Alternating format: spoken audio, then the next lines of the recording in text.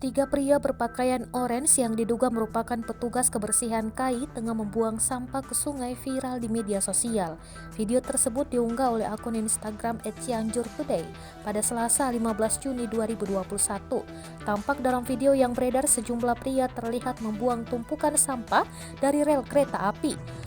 Kuswardoyo, manajer humas PT KAI, Daerah Operasi atau Daop 2 Bandung, mengonfirmasi peristiwa tersebut.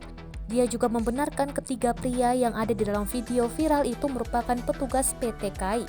Ketiga pria yang tengah membersihkan sampah itu merupakan petugas perawatan rel dari pihak ketiga. Kala itu, petugas melakukan pembersihan sampah yang terbawa dari selokan. Sampah yang menumpuk jika tak dibersihkan dikhawatirkan akan membahayakan perjalanan kereta api. Karung yang tertinggal membuat para petugas tersebut memilih membuang sampah ke bantaran sungai.